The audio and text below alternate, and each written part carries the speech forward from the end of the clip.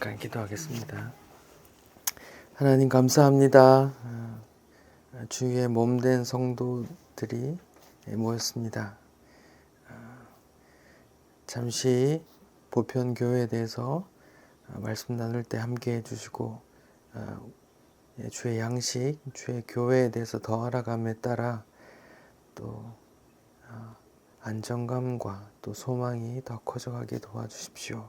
예수님 이름으로 기도합니다. 아멘. 오늘은 54문인데요. 지금 믿음의 내용을 보고 있고, 믿음의 내용은 사도신경을 따라가고 있는데, 사도신경의 구조는 이제 성부 하나님을 믿습니다, 성자 예수님을 믿습니다, 성령을 믿습니다.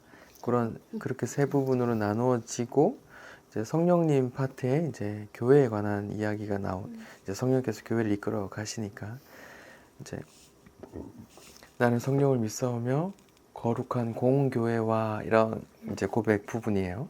제가 문제를 읽어볼 테니까 답을 좀 읽어주세요. 거룩하고 보편적인 교회에 대하여 당신은 무엇을 믿습니까?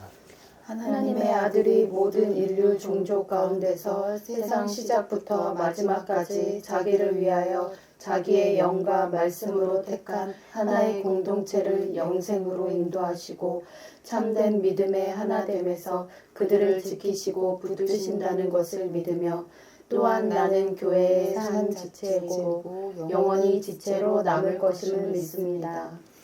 네, 이제 거룩한 공교회화라는 부분에 대한 말하자면 해설이 이런 거란 말이죠. 이제 뭐 영어로 하면 이제 캐톨릭 처치를 믿으면 이렇게 되거든요. 근데 이제 그 캐톨릭 처치라는 게 이제 영어 해석하자면 보편 교회를 믿사오며 이런 거예요. 그래서 다른 언어로 바꾸자면 유니버셜 처치를 믿사오며 이렇게 보편적인 교회, 어떤 특정한 교회가 아니라 보편적인 교회를 믿사오며 이런 뜻이에요. 로마 가톨릭이 그 이름을 썼을 뿐이지 그 가톨릭 교회를 말하는 게 아닌데, 이제 여기에 이제 보편교회라는 그 원문이 원래는 이제 헬라어에서 라틴어, 프랑스어 통해서 이제 이렇게 지금 영어까지 해서 캐톨릭이라는 단어를 쓰게 됐는데, 그 캐톨릭이라는 이름 때문에 이제 이 단어 때문에 어떤 교회에서는 사도신경 안 해, 우리는 안 해 이렇게 하는 거예요. 근데 이제 로마 가톨릭, 그 가톨릭을 말하는 게 아닌데 이제 그 단어가 있기 때문에 안 해 하는 교회도 있어요. 근데 그분들은 이제 이 사도신경을 오해하시는 거죠. 로마 가톨릭을 말하는 게 아니고 보편교회라는 건 이제 그 고백, 그 베드로의 고백, 주는 그리스도시요 살아계신 하나님의 아들입니다라고 예수님을 믿는 그 고백하는 그 공통점이 있는 모든 교회, 모든 성도들 이런 말이거든요. 그러니까 그 특성이 있는 보편교회. 다른 걸 비교하자면 이런 거예요. 보편적인 사람 이런 의미예요. 말하자면 그러면 어떤 누군가 단체 이름을 보편 사람들의 모임 이렇게 이름을 했더라도 그 이름을 말하는 게 아니에요. 사람이면 뭐 눈, 코, 입 있고 뭐 먹고 싶은 거 있고 하고 싶은 거 있고 뭐 말하고 이런 사람이라는 가지는 그 보편적인 특징 이런 의미예요.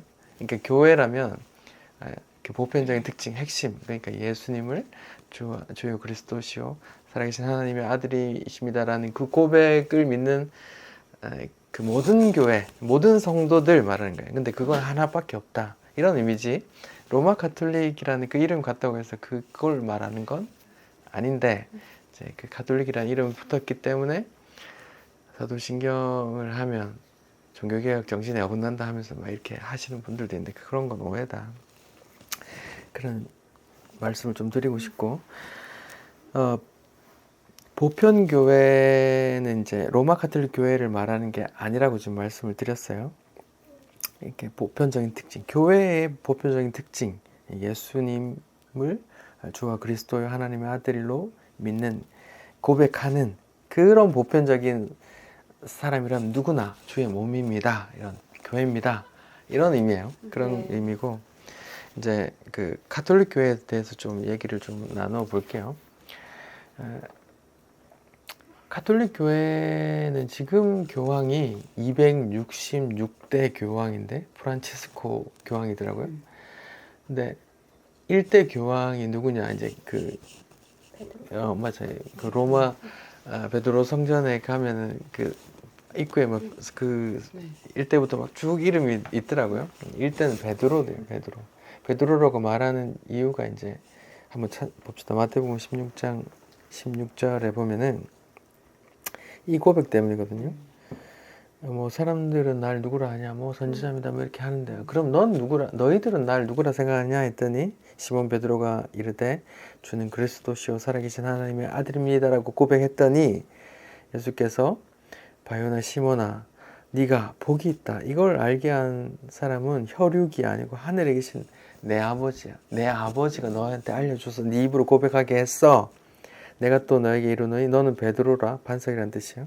내가 이 반석 위에 내 교회를 세우리니 음부의 권세가 이기지 못하리라. 내가 천국 열쇠를 내게 주노니 이러면서 이제 교황 임직식 할 때 이제 열쇠 막 이렇게 전달하는 그런 과정, 그런 것도 이제 보여주고 하죠. 근데 이제 이게 문제인 거예요. 가톨릭 교회는 일대 교황이 천국 열쇠를 열고 닫는 그게 이제 베드로에게 주어졌고, 그 다음 해서 우리 266대까지 그 전통을 이어받고 있다라고 이제 공포하는 거예요. 실제로 이 고백 때문에 베드로의 시신을 거기 성당, 베드로 성전, 그 로마 가톨릭 그 본부 성당 밑에 묻었다고 또 해요. 이제 그런 걸 이제 문자로 보는 거죠. 근데 그건 옳지 않은 해석이에요. 그러니까 개혁교회에서는, 개신교에서는 이렇게 해석해요. 그 베드로라는 사람 위에 교회를 세운다. 사람 위에 교회를 어떻게 세워? 그게 아니라 그 고백, 베드로가 했던 예수님의 아버지가 베드로의 입을 통해서 하신 그 고백 위에 교회를 세울 거야. 이렇게 해석해요. 그래서 그 고백이 있는 보편적인 교회를 말하는 거예요. 그 교황에 대해서 천주교회, 로마 가톨릭 교회와 우리 교회의 어떤 차이점에 대해서 좀 말씀을 좀 드리면, 우리는 이제 로마 가톨릭 말하자면 성당이라고 말하고, 지금은 뭐라고 하죠? 교회라는 이름을 쓰더라고요. 그러니까 한림 성당인데 교회라고 해? 교회라는 이름을 써요. 로마 뭐 무슨 교구 뭐 아니 예를 들어서 한림 애월 교회면 애월 가톨릭 교회 뭐 이렇게 가톨릭 처치? 교회를 쓰더라고. 네. 근데 구분하기 위해서 한국에서는 성당이라는 이름을 썼어요. 다. 그런데 좀 구분하는 차이를 좀 보면, 성당에서 갖고 다니는 천주교인들의 성경이 우리나라 지금 교회의 성경과 같다고 생각하지만 달라요. 우리는 3627, 66권이잖아요. 네. 구약 39권, 신약 27권 해서 3927 이렇게 해서 외우고 있는데, 가톨릭 교회는 구약에 7권이 더 붙여졌어요. 그래서 4627에서 뭐 74권인가 뭐 그래요. 7권이 더 붙여져 있어요. 그 뭐 이름을 말하자면 토빗, 유딧, 지에서 집에서 마카오, 상하, 바룩서 이런 게 있어요. 이걸 왜 붙였나, 이게 이제 이걸 좀 설명을 드리면,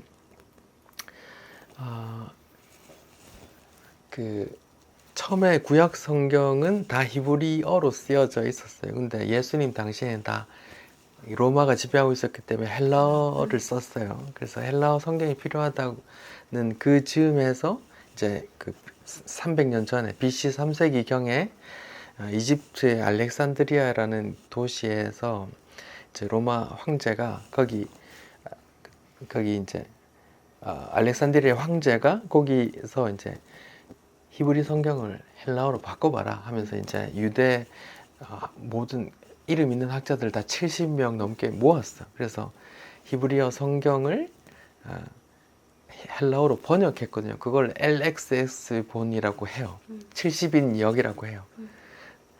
근데 거기를 이제 헬라어로 번역할 때 히브리어를 번역한 건 이제 66권인데 구약이니까 이제 39권인데 거기서 이제 히브리어를 번역한 성경에다가 이제 참고로 그 당시에 좀 이렇게 있던 이렇게 바룩서, 유디기지에서 이런 것들을 이제 함께 말하자면 헬라어로 써서 붙여놨어요. 근데 그거는 다 인정해요. 로마 카톨릭도 그건 히브리어 원래 이제 내려오던 성경이 아니라 이거는 여기서 다르게 써서 붙인 거다라는 걸 인정해요, 다. 근데 이제 성당에서는 교황이 몇 년도에 뭐 이렇게 이제 이렇게 뭐 결정을 했어. 이것도 정경이다. 이것도 정경으로 우리는 본다 하면서 이제 결정을 내렸어. 그래서 이게 붙여버렸어. 근데 개신교는 그것만 히브리어에서 번역했던 그 성경만 우리는 볼 거야 하면서 그거는 외경이라고 따로 구분할 거야 하면서 이제 성경을 이제 이렇게 종교개혁하면서 이제 이렇게 따로 빼고 이렇게 그것만 본 거죠. 그런 차이예요. 그러니까 구약 성경에 이제 우리가 보는 성경이 없는 건 토빗기, 유딧기, 지혜서, 집회서, 마카오, 상, 마카오, 하, 바룩서 이런 게 있는데 그건 말하자면 BC 3세기경, 그러니까 예수님 태어나기 한 300년 전에 헬라어로 이제 구전으로 떠도는 것들을 이제 이렇게 모아서 붙인 거예요. 근데 가톨릭은 그걸 같이 정경이다 하면서 인정해버렸고 종교개혁자들은 이제 그거 우리 인정 안 한다 하고 나온 거고 그런 차이예요. 토비끼랑 유드끼 뭐예요? 그러니까 그 이름인데 그 안에 이제 구약의 이야기들이 있어요. 그러니까 뭐 그 각자 이제 인터넷 쳐보시면 좀 네네. 자료들이 있어요. 근데 그건 어떤 거는 문학이라 하고 어떤 거는 픽션이라 하고 막 이제 근거를 알 수 없어. 근데 이제 여기 개신교에서 이제 인정 안 하는 이유는 그 70인의 사람들이 히브리어로 내려오는 그 성경을 번역한 게 아니고 일단 또 이 안에는 이런 부분에 대해서 이제 신약 성경 예수님이나 사도들이 한 번도 인용한 적이 없어요. 그러니까 예수님 당시에 이미 그런 게 번역돼 있었지만 인용된 게 없어요. 그런 이제 원인들을 하는 거예요. 또 문제점은 이제 가톨릭의 문제점은 성경의 권위보다 교황의 권위를 더 위에 둬요.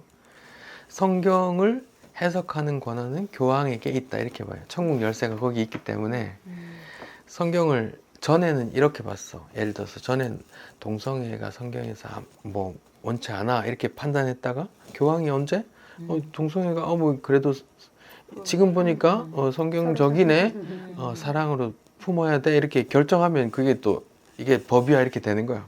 그러니까 성경보다 그걸 해석하는 교황의 권위를 더 둬. 그런 문제가 있어요. 또 문제는 이제 마리아 숭배하는 개념이 있어요. 이제 신약 성경에 보면 예수님의 동생들이 쭉 나오거든요. 근데 그거 인정하지 않아. 로마 가톨릭은 마리아는 예수님만 낳고 끝이었어. 그러니까 그 뒤에는 이제 요셉의 두 번째 부인, 세 번째 부인이 낳았을 거다 이렇게 그냥 자기들대로 이렇게 결론을 지었어요. 평생 동정녀였어. 그리고 원죄가 없어 그 사람은. 예수님을 낳았기 때문에 예수님을 낳았으면 마리아가 원죄가 있으면 예수님도 원죄가 있다는 그 결론이 되기 때문에 신성시 해버려. 또 마리아를 승천했다고 자기들 교황이 그렇게 인정해버렸어. 그러니까 마리아를 이렇게 말하자면 신성시한 거죠. 성당마다 마리아가 있는 이유가 있는 거야. 교황이 그렇게 인정해버렸어. 예수님의 어머니다 이렇게. 또 연옥이라는 교리가 있죠. 연옥이라는 교리 이제 뭐 천국과 지옥의 중간 상태에서 뭐 헌금을 많이 하면 연옥에 있는 네가 헌금을 많이 하면 이렇게 선을 쌓으면 이게 너희 아버지 어머니가 지금 연옥에 있는데 천국으로 이렇게 땡그랑 이렇게 헌금하는 그 금화가 떨어지는 땡그랑 소리에 맞춰서 올라가실 거야 하면서 이렇게 헌금을 유도했거든. 그런 개념들이 있단 말이에요. 지금도 있어요. 연옥 교리를 지금도 폐지하지 않고 있으니까. 그래서 천주교회는 11조라는 개념은 없어요. 근데 죽고 나면 전 재산을 다 바쳐버려. 여기 제주도의 이 이시돌 목장에 네네. 그 산 중턱에 제주도 중턱에 산이 어마어마하거든요. 그게 다 그 사람들이 죽을 때 다 바쳐버려 그냥 이런 연옥 교리 때문에 내 아버지와 또 내가 이렇게 이런 그런 교리 때문에 그러니까 기도 뭐 보통 사람들이 생각하는 거는 이제 기독교가 개신교가 교회가 돈을 밝힌다 이렇게 하는데 사실은 천주교가 더 큰 어마어마한 돈을 이렇게 가요. 그런 걸 모르시는 거죠. 또 너무 많은 성례가 있어요. 뭐 성례 개신교회는 성례를 2개밖에 인정 안 해요. 세례와 성찬 이 2개만 보는데 인정해요. 나머지는 7개나 인정해요. 천주교는 뭐 세례성사, 견진성사라는 건 이제 성령 받는 행사예요. 그래서 그 베드로 뭐 이런 이름 이름도 지어지는 그런 견진성사, 성체성사 이게 뭐 성만찬이고 고해성사라는 게 있죠. 고해성사라는 게 문제가 뭐냐면 이제 모든 성도가 직접 예수님께 기도하지 못하고 중간자, 성직자라는 중간자를 거친다는 게 문제가 있어요. 이게 누구나 다 직접 기도할 수 있는데 그 중간자를 거치는 이게 문제가 신학적으로 문제가 있어요. 병자성사는 이제 병 들었을 때 예배 보면서 하는 거고 성품성사는 이제 신부나 뭐 수녀나 이런 주교나 성품을 행사할 때 또 혼인할 때 이런 그런 이렇게 7가지 이런 성사들이 있어요. 그래서 너무 많은 게 있다. 또 하나의 문제점은 이제 성인. 이게 왜 옛날 유럽 사극 보면 이제 뭐 라스트 킹덤 이런 거 보면 왜 뭐 누구 성인의 그 이빨이다 하면서 막 이빨 막 그 성시 막 그렇게 하고 막 그 사람 뭐 이빨이 머리대 뭐 이러면서 막 그런 거 막 신성시한 그뭐 어떤 누구의 심장이 내려온다면서 막 이렇게 있고 막 그런단 말이에요. 또 성직자가 계급화돼 있어요. 성직자가 계급화, 교황, 뭐 주교, 뭐 그 밑에 이런 계급화돼 있죠. 근데 뭐 교회도 지금 뭐 그런 거 없다고 개혁한 사람들이 계급화돼 있죠. 목사, 장로, 권사, 안수 집사, 그냥 서리 집사 뭐 이렇게 계급이 아닌데 계급화되고 있어요. 여기서 종교개혁 했기 때문에 목사는 결혼을 하는 거예요. 특별한 게 없다는 거예요. 그런 의미에서 결혼을 한다고요. 근데 성직자는 특별한 계급의식을 갖고 있기 때문에 결혼도 안 하고 특별하게 다르게 살아요. 근데 그런 거 다 무너져. 그런 거 아무것도 아니야. 그냥 말씀 전한 역할을 받았을 뿐이야 하면서 결혼하는 게 종교개혁의 교회가 목사가 결혼을 하는 거란 말이에요. 다르게 일단 뭐 외부에서 보기에는 결혼을 안 하는 신부가 더 이렇게 거룩해 보이고 한데 종교개혁의 의미가 그런 데 있단 말이에요. 성직이 아니야. 인간은 다 똑같은 죄인이야. 그냥 말씀을 맡아서 전하고 나눌 그런 역할을 받았을 뿐이야 하면서 이제 그냥 똑같이 결혼하고 가정을 꾸려 이런 의미거든요. 그런 문제들이 좀 있다. 그런 것들에 대해서 좀 로마 가톨릭 교회에 대해서 좀 이 사도신경을 하면서 좀 잠깐 언급하면 좋겠다 싶어서 좀 말씀을 드렸고 지금은 이제부터는 이제 그 하이델베르크 요리문답의 이제 답변에 대한 내용을 어떤 성경 구절을 통해서 이런 구절을 했는지 한번 읽어볼게요. 제가 답변을 한번 읽어볼게요. 거룩한 보편 교회에 대해서 믿는다고 말할 때 무슨 내용을 믿습니까? 하면 제가 좀 읽어보면 하나님의 아들이 세상 처음부터 마지막 날까지 모든 인류 가운데서 영생을 위해서 선택한 교회를 참된 믿음으로 하나가 되도록 그의 말씀과 그의 영으로 예수님 자기를 위해서 교회를 불러 모으고 보호하고 하심을 믿습니다. 또 나 역시 그 주님의 교회의 일부 지체이며 주님의 몸의 한 부분이며 또 영원히 그렇게 될 것을 믿습니다 라는 고백이에요. 그 부분에 대해서 이렇게 성경 구절을 좀 볼게요. 수많은 말씀들이 있어요. 네, 제가 좀 추려놨어요. 에베소서를 한번 봅시다. 에베소서 1장 3절부터 제가 좀 읽어볼게요. 찬송하리로다 하나님 곧 우리 주 예수 그리스도의 아버지께서 그리스도 안에서 하늘에 속한 모든 신령한 복을 우리에게 주시되 곧 창세전에 그리스도 안에서 우리를 택하사, 그러니까 우리는 교회예요. 창세전에 이렇게 세상 처음부터 어쩌면 세상 그 이전부터 교회를 일단 선택했단 말이에요. 그런 우리로 사랑 안에서 그 앞에 거룩하고 흠이 없게 하시려고 그 기쁘신 뜻대로 우리를 예정하사 예수 그리스도로 말미암아 자기 아들들이 되게 하셨으니 그가 사랑하는 자 안에서 우리에게 거저 주시는 바 그 은혜의 영광을 찬송하게 하려는 것이라. 10절입니다. 하늘에 있는 것이나 땅에 있는 것이 다 그리스도 안에서 통일되게. 그리스도 안에서 통일되는 거예요. 그리스도 안에서. 이는 우리가 그리스도 안에서 전부터 바라던 그의 영광의 찬송이 되게 하려 하심이라. 그 안에서 너희도 진리의 말씀 곧 너희의 구원의 복음을 듣고 그 안에서 또한 믿어 약속의 성령으로 인치심을 받았으니 이는 우리 기업의 보증이 되사 그 얻으신 것을 속량하시고, 그 얻으신 것은 우리예요. 그 죄 가운데 사망 가운데 있는 것을 예수의 피로 인해서 사단 아래 있는 걸 뺏어왔어요. 그 얻으신 것을 속량 깨끗게 하시고 그 영광을 찬송하게 하려는. 야, 내가 너 건져왔어. 너는 영원토록 날 찬송해 하려고 데려왔단 말이에요. 그러니까 세상 영광 주로 걷어낸 게 아니고 하나님, 예수님께서 자기 영광 위해서 너 내가 끄집어냈어. 내가 살려냈어. 너는 영원히 날 찬양해줘 하면서 이렇게 끄집어냈다는 거예요. 그러니까 영광의 찬송이 되게 하려 함이라, 이런 거예요. 이 교회의 본질이에요. 이게 다른 교리문답 웨스트민스터 신앙 고백서 뭐 이런 거 보면 인간의 제일 되는 목적이 무엇입니까?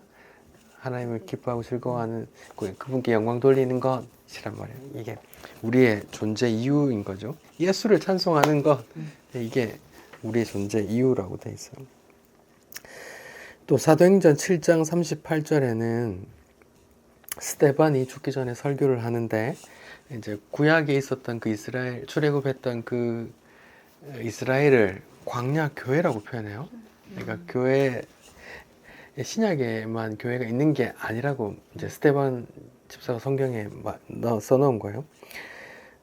사도행전 7장 38절 시내산에서 말하던 그 천사와 우리 조상들과 함께 광야 교회에 있었고 또 살아있는 말씀을 받아 우리에게 전해주던 자가 이 사람 모세라고 하는 말이에요.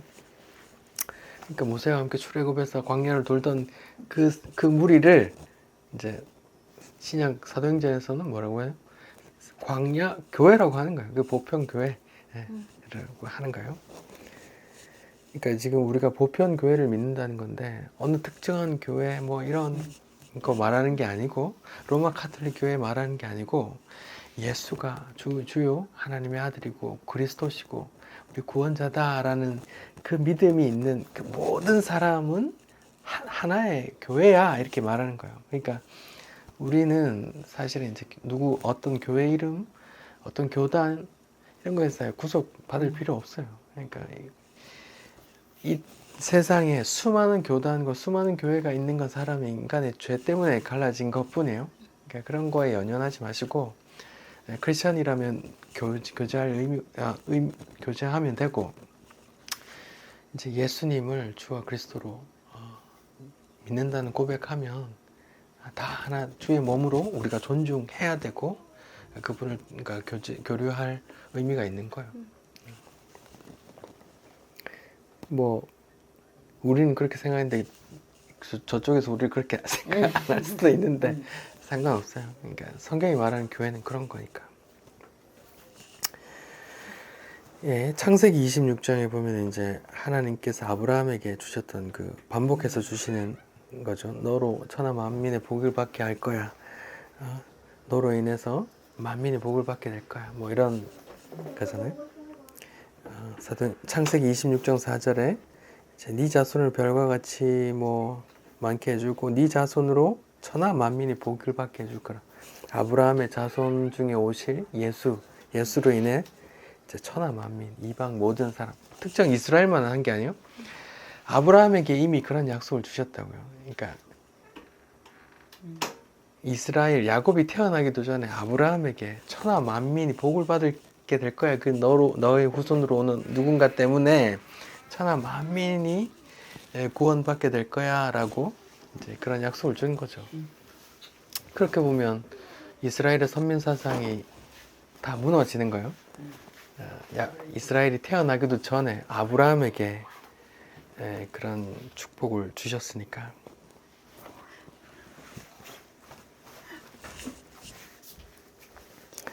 로마서 10장을 볼게요. 로마서 10장 12절에 유대인이나 헬라인이나 차별이 없음이라. 차별 없대요. 한 분이신 주께서 모든 사람의 주가 되사 그를 부르신 모든 사람에게 부여하시도다. 누구든지 주 예수의 이름을 부르는 자는 구원을 받으리라. 그러니까 차별이 없어요. 예수 믿는 그 누군가, 얼굴이 까맣든 얼굴이 하얗든 황인종이든 부자든 가난한 사람이든 뭐 문둥병이 있든 건강한 사람이든 누구든지 예수 믿는 자, 그 사람이 교회인 거예요. 주의 몸된 교회가 되는 겁니다. 이런 구절들에서 이스라엘만 계속 제3성전 찾는 그 세대주의 해석자들이 다 무너지는 거예요. 또 세대주의 말이 나와서 말인데, 세대주의 해석이 요한계시록 해석하는 최고 다수설의 해석이에요. 그러니까 근데 우리는 그걸 인정하지 않아. 왜냐하면 세대주의 해석, 지금 요한계시록의 이런 부분은 지금 미국이 일본에게 투하했던 원자 폭탄일 거야.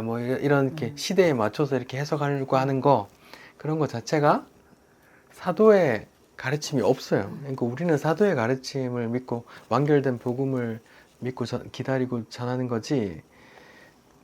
그 외 모든 세대주의 해석이라는 것 자체가 앞으로 있을 어떤 누군가 러시아와 유럽의 이렇게 이거 자체가 사도의 가르침이 아니기 때문에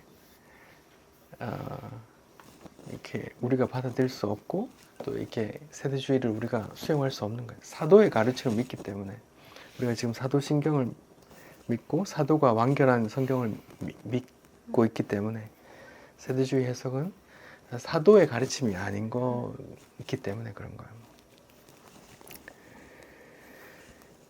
자, 이사야서를 보겠습니다. 이사야서 59장 21절에 하나님께서 이사야 입을 통해서 이스라엘에게 하셨던 말씀, 이스라엘은 교회예요. 여호와께서 이르시되 내가 그들과 세운 나의 언약이 이러하니 그들 위에 나의 영, 성령과 네 입에 둔 나의 말씀, 복음이요. 이제로부터 영원토록 네 입에서와 네 후손의 입에서와 네 후손의 입에서 떠나지 아니하리라. 여호와의 말이니라. 이런 거예요. 그러니까 내가 내 아들을 통해 언젠가 다 구원하겠다는 그 복음의 메시지, 또 아브라함에게 주셨던 그 너의 후손으로 말미암아 천하 만민이 복을 받을 것이다 하는 그런 것들이 교회를 향한 복인데, 그 부르심이 성령을 통해서 또 말씀을 통해서 부르시고 또 세워 가신다는 그런 거요. 또 언제까지? 영원토록 이란 말이죠. 사도행전 20장 28절에는 바울이 예루살렘으로 가기 직전에 에베소의 장로들을 초대해서 이제 부탁하는 장면이에요. 이걸 이제 밀레도에서 모였다고 하는데 지금 로마의 밀라노 도시에서 모였단 말이에요. 로마의 도시에서 이제 예루살렘에 가면 나 이제 죽을 건데 이제 에베소 장로들에게 좀 부탁하려니까 좀 이쪽으로 좀 불러와 하면서 이제 장로들을 불러서 교회를 부탁하는 말이에요. 사도행전 20장 28절. 여러분은 그 에베소 교회의 대표들 장로들이요. 여러분은 자기를 위하여 또 온 양떼를 위하여서 삼가하십시오. 행동을 주의하십시오. 양떼들에게 사소한 시험거리 주지 말고 주의하십시오. 성령이 그들 가운데 여러분을 감독자로 삼았으니 하나님이 자기 피로 사신 교회를 보살피게 했습니다 하는 거예요. 장로들이 교회를 세운 게 아닙니다. 교회는 하나님께서 자기 피로 세웠다고 하는 거예요. 예수의 피로, 하나님의 피로 세운 교회예요. 근데 그 속에 하나님께서 그 교회를 돌보라고 도와주라고 뭐 사도로, 선지자로, 목사로, 교사로 이렇게 이런 사람들 세워주셨잖아요. 그러니까 교회는 너무 값진데 왜 값지냐? 누군가가 대단한 업적으로 그 교회를 부흥시켜서 귀한 게 아닙니다. 절대 아니고 하나님께서 자기 피로 세웠기 때문에 귀한 거예요. 그리고 그 교회를 누구도 허물 수 없는데 왜? 하나님의 피로 세웠기 때문에 허물 수 없는 거예요.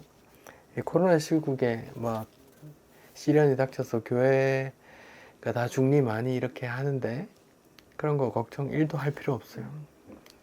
교회는 주의 하나님의 피로 세운 교회이기 때문에 요한계시록 말씀처럼 한 번 열면 닫을 자가 없고 한 번 닫으면 열 자가 없는 그런 권세 속에 보호되기 때문에 그런 세상 외풍으로 무너지는 거라면 교회가 아닌 거예요. 그렇게 생각하시면 됩니다. 히브리서 12장에는 예전에 모세가 시내산에서 막 하나님을 뵐 때 얼마나 두렵고 떨렸냐. 거기 가까이 가면 다 죽을까봐 멀리 물러났었잖아. 근데 너희가 이르는 곳은 100배나 더 거룩해 이러면서 하는 말이에요. 히브리서 12장 22절.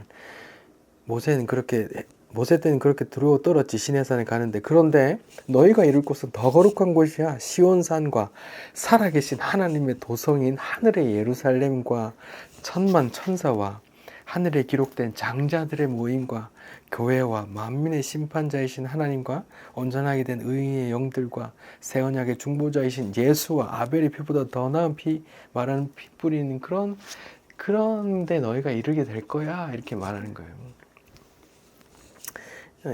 그 당시에 히브리인들이 모세의 그 시내산에서 그 거룩함과 웅장함과 그 두려움만 얘기하니까 니네가 이룰 곳은 거기 100배나 더 거룩하고 두려움 있는 곳이야. 하나님의 도성이라니까 이러면서 이제 얘기하는 거예요. 그러니까 우리가 이렇게 세상에서는 지금 이렇게 초라해 보이고 아무것도 없어 보이지만 하나님의 도성에 그 거룩한 곳에 하늘에 기록된 장자들의 모임에 우리가 참여한다는 것 자체가 성경이 말하는 바이기 때문에 우리가 어떤 일을 당해도 무너지지 말아야 돼요. 우리가 이렇게 거룩한 하늘에 기록된 장자들의 모임에 우리가 참석할 거룩한 회의 중에 우리가 참석할 거기 때문에 그런 걸 좀 기억을 하셔야 됩니다. 우리 사업이 망해도 내가 밖에 나 앉아도 내 아들이 잘못돼서 망신살이 뻗쳐도 그런 거 상관없이 우리는 그런 존재라는 걸 좀 기억해야 돼요. 고린도전서 12장에 보면 12장 27절 너희는 그리스도의 몸이요 지체의 각 부분이다 이렇게 말해요. 너희가 누군데요? 예수님을 주와 그리스도로 하나님의 아들로 고백하는 그 자들이 예수님의 몸이다 이렇게 말하는 거예요. 여기 지금 하이델베르크 54문의 답에 보면은 아래쪽에 보면 자기를 위하여 이렇게 말해요. 예수님께서 하나님의 아들이 자기를 위해서 부르고 한단 말이 이런 말이 아까 얘기했듯이 내가 구했으니까 너는 영원히 날 찬송해라는 말도 있지만 자기를 위해 왜 부르냐 하면 자기의 몸 삼았거든요. 자기 몸 삼았고 자기 보좌에 같이 앉힐 거고 자기랑 영원히 같이 자기와 하나 될 거거든요. 그래서 자기를 위하여 한단 말이에요. 그래서 우리 교회를 향해서 건물 있는 교회 말하는 게 아니고 예수를 주로 고백하는 그 성도들이 교회인데 그 성도들을 향해서 계속 주의 몸이다 하는 건 그만큼 우리가 귀하다는 거예요. 예수님께서 하늘 보좌 우편에 앉아 계신데 우리는 주의 몸으로 주와 하나 되어 같이 앉을 거란 말이에요. 그러니까 이렇게 대단한 존재들이 다 이런 거죠. 그 강남에 돈 많은 의리의리한 그 교회만 대단한 교회가 아니라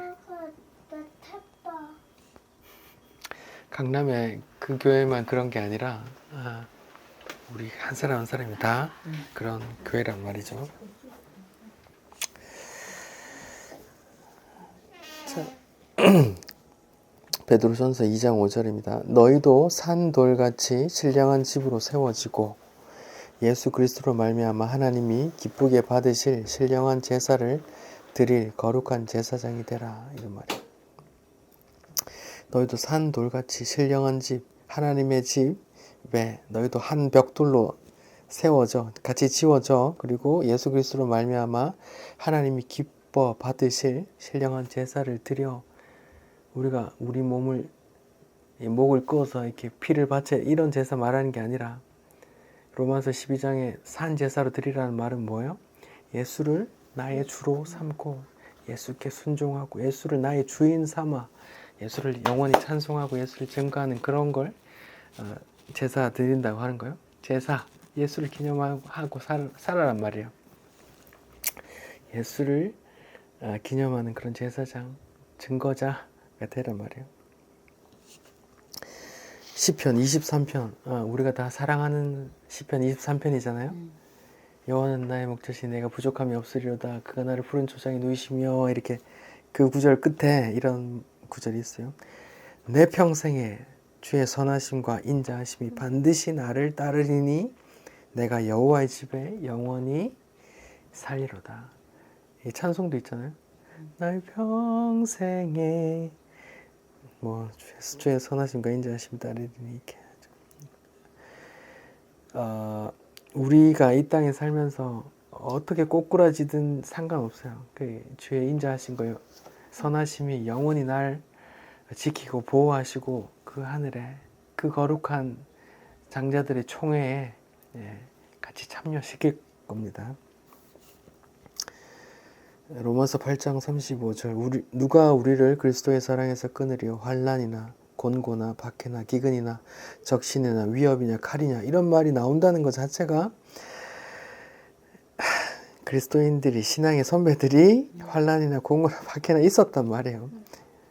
기록된 바 우리가 종일 주를 위하여 죽임당한 자들이 있었단 말이에요. 도살당할 양같이 그렇게 처분되는 사람들이 있었단 말이에요. 그렇지만 이 모든 일에 우리를 사랑하신 이로 말미암아 우리가 넉넉히 이긴대요. 그 누군가요? 사도 요한의 직계 제자로 불타 죽었던 사람, 서머나 교회를 이끌었던 폴리캅이 이렇게 또 죽었잖아요. 그렇게 죽는 게 세상 사람들한테는 그냥 개죽음 당한 것처럼 보일지라도 그게 넉넉히 죽는 거래요. 넉넉히 이기게 하시니까. 그 고난이라도 넉넉히 감당하게 하시니까. 내가 확신하노니 사망이나 생명이나 천사들이나 권세자들이나 현재일이나 장래일이나 우리 장래에 어떤 일이 닥치더라도 능력이나 높음이나 기쁨이나 다른 어떤 피조물이라도 천사들이라도 타락한 천사 사단이라도 우리를 주의 하나님의 사랑에서 끊을 수 없다라고 성경이 기록되고 있습니다. 고린도전서 1장 8절 주께서 너희를 우리 주 예수 그리스도의 날에 책망할 것이 없는 자로 끝까지 견고하게 하실 거야. 예수의 그리스도의 날, 주께서 재림하시는 날까지 우리를 책망할 것이 없는 자로 만들어갈 거예요. 우리 거룩한 흰 옷을 입히실 거거든요. 너희를 불러 그의 아들 예수 그리스도와 우리 주와 더불어 교제하게 하시는 이는 하나님은 미쁘시다. 우리를 불러서 누구랑 교제하게 하시냐면 예수님과 교제하게 하시거든요. 베드로전서 1장 5절 너희는 말세에 나타나기로 예비하신 구원을 얻기 위하여 믿음으로 말미암아 하나님의 능력으로 어때요? 보호하심을 받고 있대요. 그러니까 우리 믿음을 지키도록 보호하심을 받고 있으니 우리가 장래일에 어떤 일이 있더라도 그 믿음을 잃지 않으시면 됩니다.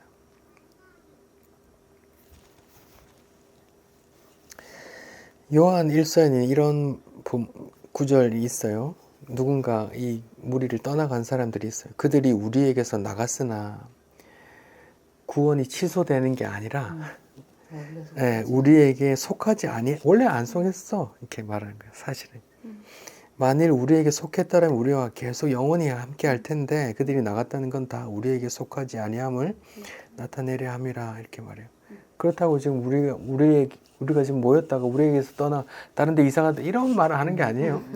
예수를 주와 그리스도로 고백하는 그 고백에서 떠났어요. 지금 우리가 모임 중에서도 다 생각이 다르고 삶의 패턴이 다 다르고 경험이 다 다르지만 보편교회를 구성하는 그 단 한 가지 이유는 예수님을 주와 그리스도로 하나님의 아들로 믿는 그 고백이 있으면 그냥 교회예요. 그 고백 하나 같다는 이유만으로 지극히 서로를 섬길 이유가 충분한 거예요. 그러니까 그걸로만으로 이제 우리가 서로 섬겨야 될 이유가 충분한 거예요. 그러니까 그들이 우리를 나갔으나 우리가 모임 중에 이렇게 떠나가 이런 말 하는 게 아니고 딴 데 가서 딴 교회 가는 거 그런 거 말하는 게 아니고 그냥 그 고백을 떠나버린 예수를 떠나버린 거 말하는 거예요.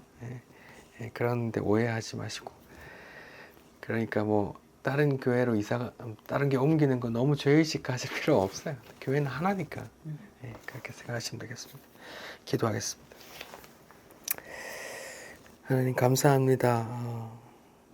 예수를 주와 그리스도로 믿는 모든 성도가 세계 그 모든 성도가 주의 하나된 하나인 교회라고 주의 몸이라고 또 그들이 하나님의 능력으로 보호함을 받고 또 장차 하늘에 기록된 거룩한 장자들의 모임에 참석할 자라고 또 말씀해 주시니 또 귀한 주님의 또 몸이라고 해 주시니 감사합니다. 주께서 눈동자같이 보호하신다는 그 말도 우리가 주의 지체이기 때문에 그렇게 쓰여 있다는 것 알게 해 주시니 또 감사합니다. 장차 우리에게 어떤 일이 일어나기든지 간에 주여 주의 그 보호하심 가운데 있음을 기억하게 해 주십시오. 감사합니다. 예수님 이름으로 기도드립니다. 아멘.